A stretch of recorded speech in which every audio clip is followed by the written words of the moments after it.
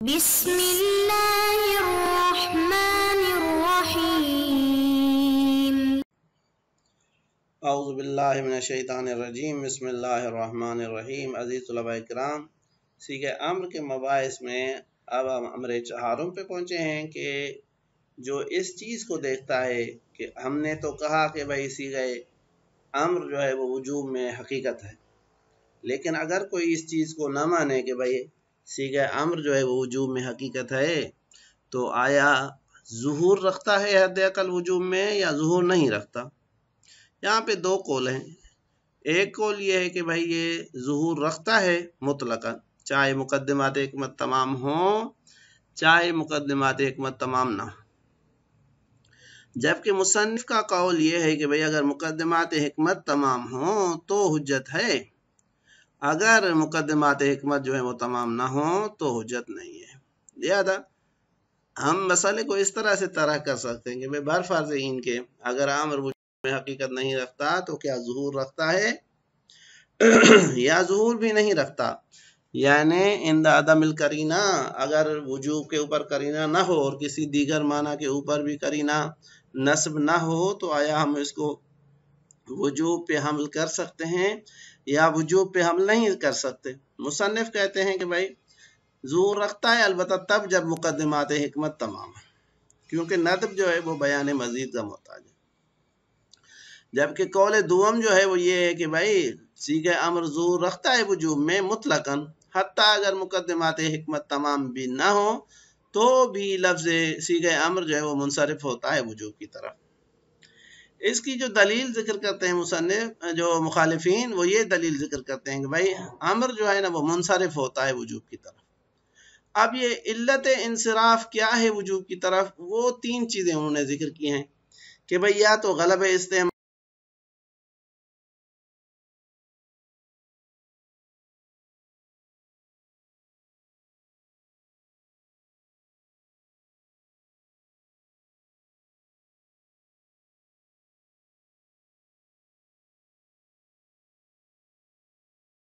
جو ہے نا وہ مورد اشکال ہیں، یعنی غلب استعمال کا ثابت ہونا، غلب وجود یا فرد کے اکمل وجوب کے فرد اکمل ہونے کے اعتبار سے جو آپ کے دعویٰ ہے یہ ثابت نہیں ہے۔ نتیجتاً جب دعویٰ ثابت نہیں ہے تو انصراف بھی محقق نہیں ہوگا، جب انصراف محقق نہیں ہوگا تو مقدمات حکمت کے عدم تمامیت کے صورت میں یہ وجوب میں جو ظہور ہے یہ بھی ثابت نہیں ہوگا۔ لہذا فرماتے ہیں کہ المبحث الرابع، مبحث چہارم، کہ انہو اذا سلم ان الصیغۃ لا تکون حقیقۃ فی الوجوب، کہ برفرض ان کے اگر تسلیم کیا جائے کہ صیغہ افعال جو ہے یہ وجوب میں حقیقت نہیں ہے، حل لا تکون ظاہرۃ فیہ اذن او تکون، کہ آیا اس صورت میں یہ ظہور بھی نہیں رکھتا وجوب میں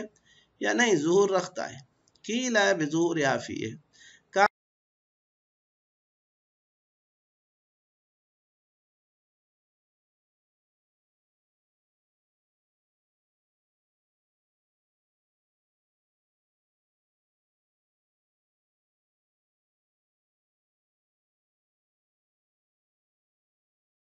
کے جو افراد ہیں وہ ندب افراد سے زیادہ پائے جاتے ہیں، او اکملیت ہی، یا وجوب جو ہے من بین افراد طلب جو ہے وہ فرد اکمل ہے، کہ جن چیزوں کے جن افراد کے اوپر لفظ امر جو ہے صیغہ افعال جو دلالت کرتا ہے ان کا اکمل ترین فرد جو ہے وجوب ہے، اس اعتبار سے انصراف اس کی طرف ہوتا ہے۔ مصنف کہتے ہیں والکل کما ترى، یہ ساری ابحاث جو ذکر ہوئیں ان میں جو اشکالات ہیں وہ ایسے ہیں کہ تم پہ مخفی نہیں ہے، اگر تم دقت کرو گے تو تمہیں ان ادلہ کے بطلان کا جو ہے نا وہ یقین ہو جائے گا۔ ضرورت ان الاستعمال فی الندب وقضى وجوده ليس باقل لو لم يكن اکثر، کہتے ہیں کہ یہ غلب استعمال اور غلب وجود، ہم کہتے ہیں کہ لفظ صیغہ امر کا صیغہ افعال کا جو استعمال ہے ندب میں وہ اس کے وجوب میں استعمال سے اگر زیادہ نہ ہو تو کم نہیں ہے۔ اسی طرح سے افراد ندب کا جو تعداد جو ہے وجود کے اعتبار سے وہ افراد وجوب کے تعداد سے اگر کم زیادہ نہ ہو تو کم بھی نہیں ہے، لہذا کہاں سے آپ غلب وجود ثابت کریں گے اور غلب استعمال ثابت کریں گے؟ لہذا فرماتے ہیں ضرورت کہ یہ چیز واضح ہے کہ ان الاستعمال فی الندب کے لفظ افعل یا صیغہ امر کا جو استعمال ہے ندب میں، وقضا وجودو، اسی طرح سے اس کا جو وجود ہے افراد ندب میں، لیس بے عقل، یہ کم نہیں ہے، لو لم یکن بے اکثر، اگر یہ زیادہ نہ ہو تو ہم کہتے ہیں زیادہ ہے ندب میں، اگر نہ ہو تو کم سے کم جو یہ قلیل بھی نہیں ہے، برابر ہے، جب برابر ہیں تو غلبہ کہاں سے پیدا ہوگا؟ وَأَمَّا الْأَكْمَلِيَّةُ فَغَيْرُ مُوجِبَةً لِلظُّهُورِ، باقی آخری چیز جو ہے کہ بھائی وجوب جو وہ اکمل افراد صیغہ میں سے ہو، کہتے ہیں اگر پہلی بات تو یہ اکملیت ثابت نہیں ہے، اگر ثابت بھی ہو جائے تو یہ لفظ کے ظہور کا سبب نہیں بنتی، لہذا کہتے ہیں وَأَمَّا الْأَكْمَلِيَّةُ فَغَيْرُ مُوجِبَةٍ لِلظُّهُورِ، اکملیت جو ہے یہ لفظ کے اس معنی میں ظہور کا سبب نہیں بنتی، اذ الظہور لا یکاد یکون الا لشدت ان سے لفظ بالمعنی، کیونکہ ظہور جو ہے وہ بھائی اکملیت سے پیدا نہیں ہوتا، کہاں سے پیدا ہوتا ہے؟ یہ ظہور جو ہے پیدا ہوتا ہے، یہ نہیں ہوتا مگر یعنی پیدا ہوتا ہے لفظ کے معنی کے ساتھ انس کی شدت سے، جتنا شدید جو ہے نا وہ انس ہوگا اتنا ہی شدید جو ہے نا وہ ظہور ہوگا، بحیث یسیر وجہن لو، اتنا شدید کہ یہ لفظ اس معنی کے لیے وجہ اور چہرہ بن جائے، وَمُجَرَّدُ الْأَكْمَلِيَّةِ لَا يُوجِبُ، جبکہ فقط اکملیت جو ہے وہ چہرہ بننے کے لیے کافی نہیں ہے، اس ظہور کے لیے جو ہے وہ کافی نہیں ہے، کما لا یخفیٰ، جس طرح سے کہتے ہیں یہ چیز جو ہے وہ مخفی نہیں ہے۔ بس کلی طور پہ یہاں سے نتیجہ یہ نکلا کہ اس کا جو ظہور ہے وہ یہاں پہ اگر مقدمات حکمت تمام نہ ہو تو ثابت نہیں ہے۔ اب کہتے ہیں کہ اگر مصنف اپنے قول کی تائید میں لاتے ہیں کہ ہاں اگر مقدمات حکمت اگر تمام ہو جائیں تو اس صورت میں ہم کہہ سکتے ہیں کہ یہاں پہ ظہور جو ہے وہ ثابت ہے، لہذا کہتے ہیں نعم فیما کان الامر بصدد البیان، کہ ہر وہ جگہ جہاں پہ امر جو ہے وہ مقام بیان میں ہو، بے الفاظ دیگر مولا جب امر کر رہے ہیں تو اس کے بیان میں بھی ہیں کہ اس میں کیا چیزیں معتبر ہیں اور کیا کیا چیزیں ہیں، اور وہاں پہ مقدمات حکمت بھی تمام ہوں، فقضیت و مقدمات الحکمت هو الحمل علی الوجوب، تو مقدمات حکمت کے تمام ہونے کی صورت میں جو ان کا تقاضا ہے وہ یہ ہے کہ صیغہ افعل کو حمل کیا جائے وجوب کے اوپر، کیوں؟ فإن الندب، کیونکہ ندب جو ہے کأنہ یحتاج الی معونت بیان تحدید و تقیید، کہ بھئی یہ بیان زائد کا محتاج ہے، ندب جو ہے یہ محتاج ہے اس چیز کا کہ کلام کو خرچ کیا جائے، تحدید اور تقیید کے مقام پہ کچھ زیادہ بیان کیا جائے، بعدم المنع من الترک، یہ چیز واضح کیا جائے کہ بھئی یہ چیز مولا نے آپ سے چاہی ہے لیکن اس کے ترک کرنے سے منع بھی نہیں کیا، اگر آپ ترک کرنا چاہیں تو ترک کر سکتے ہیں جس طرح سے امور ندبیہ میں ہوتا ہے۔ بے خلاف الوجوب، یہ چیز جو ہے وہ وجوب کے خلاف ہے کہ اس میں فقط طلب چاہیے ہوتی ہے اور تحدید کرنا کہ بھئی منع من الترک جو ہے وہ یہاں پہ لازمی نہیں ہے، اس کے بیان کی محتاجی میں نہیں ہے۔ فإنه لا تحدید فیہ للطلب، کہ بھئی وجوب میں جو ہے وہ طلب کے لیے کوئی حد مقرر نہیں ہوتی، ولا تقید، اور کوئی قید بھی نہیں ہوتی کہ مثال بعدم المنع من الترک او منع من الترک، اس کی ضرورت نہیں ہے۔ فاطلاق اللفظ، پس لفظ کا استعمال مثال صیغہ افعل اگر آ جائے، وعدم تقیید ہی، اور اس کو قید نہ لگانا وجوب کا، مع کون مطلق فی مقام البیان، جبکہ مطلق جو استعمال ہو وہ مقام بیان میں استعمال ہو اور دیگر مقدمات حکمت بھی موجود ہوں، ایسی کوئی وجہ بھی نہیں ہو جو انصراف کا سبب بنے، تو اس صورت میں کافن لبیان ہی، یہ چیز جو ہے وہ کافی ہے اس چیز کے ظاہر کرنے کے لیے کہ بھئی امر جو ہے وہ یا صیغہ جو ہے وہ وجوب میں ظہور رکھتا ہے۔ ففہم، پس اس چیز کو آپ سمجھیں، پس خلاصہ یہ ہوا کہ بھئی مصنف کے نزدیک صیغہ امر اگر حقیقت نہ ہو تو اس صورت میں مقدمات حکمت کی طرف دیکھا جائے، اگر مقدمات حکمت جو ہیں وہ کامل ہیں تو وہاں پہ جو ہے نا وہ سیغے کی دلالت وجوب کے اوپر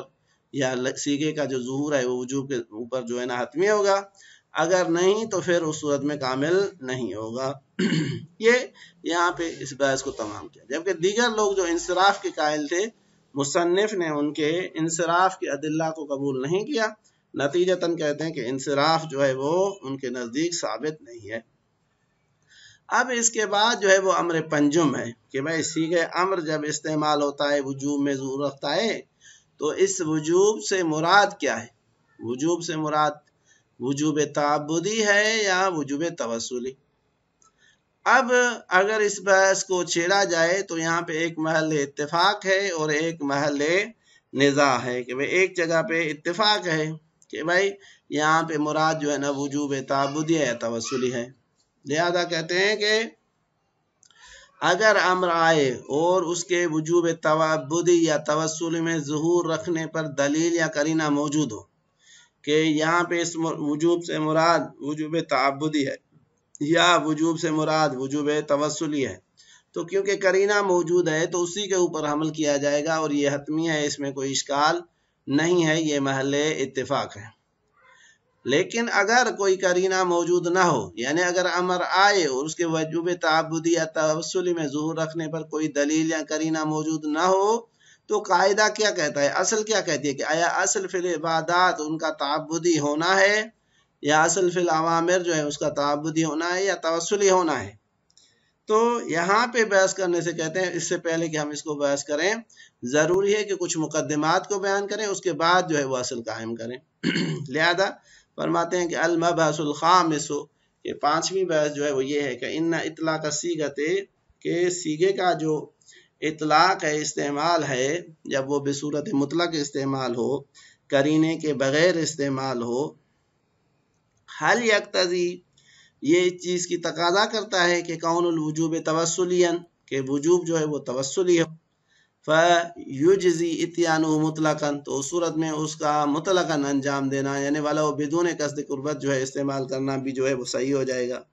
ولو بدون قصد القربت، قصد قربت کے بغیر ہی کیوں نہ ہو، اولا یا نہیں، اصل جو ہے وہ صیغہ جو ہے اس چیز کی تقاضا نہیں کرتا کہ جو وجوب ہے وہ توسلی ہو، بلکہ تعبدی ہونے کی تقاضا کرتا ہے۔ فلا بد من الرجوع فيما شك في تعبدیتی و توسلیتی الى الاصل، بس ضروری ہے کہ جب کسی عبادت کے تعبدی اور توسلی ہونے میں شک ہو تو اصل کی طرف رجوع کیا جائے۔ اب اصل کی طرف رجوع تب کیا جائے گا کہ جب اصل محقق ہو کہ بھئی اصل ہے کیا، تاکہ عند شک اس کی طرف جو ہے نا وہ رجوع کیا جائے۔ تو اصل کیا ہے یہاں پہ، آیا تعبدی ہونا ہے یا توسلی ہونا ہے؟ کہتے ہیں لا بد فی تحقیق ذالک، اس مسئلے کی تحقیق کرنے سے کے لیے ضروری ہے من تمید مقدمات، کہ پہلے ہم کچھ مقدمات کو جو ہے نا وہ ذکر کریں، ان مقدمات کے طے ہونے کے بعد ہم اس چیز کو ڈیسائیڈ کریں گے کہ بھئی اصل کیا ہے، اصل تعبدی ہونا ہے یا توسلی ہونا ہے۔ لہذا سب سے پہلا مقدمہ جو وہ ذکر کرتے ہیں وہ یہ ہے کہ بھئی تعبدی اور توسلی کی تعریف کیا ہے، تعبدی کہا کس چیز کو جاتا ہے اور تعبدی توسلی کس چیز کو کہا جاتا ہے؟ تو اگر ہم ان کی تعریفات کو جیسے کہ مقدماتی کتب میں بھی یہ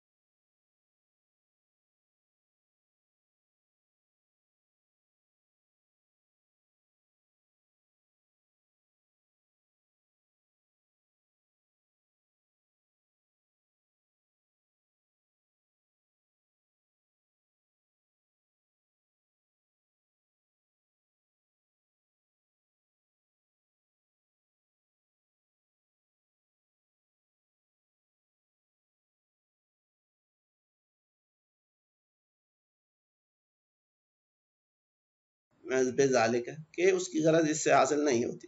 بل لا بد فی سکوتی و حصول غرضی من الاتیان بھی متقربا بھی منہ تعالی، کہ ضروری ہے کہ اس کے سکوت کے لیے اس کے غرض کے حاصل ہونے کے لیے کہ اس فعل کو انجام دیا جائے قصد قربت کے ساتھ، تو یہ ضروری ہے۔ یہ پہلا مقدمہ تھا۔ اب اس کے دیگر مقدمات بھی جو ہیں انشاءاللہ آئندہ ذکر ہوں گے۔ صلی اللہ علیہ وآلہ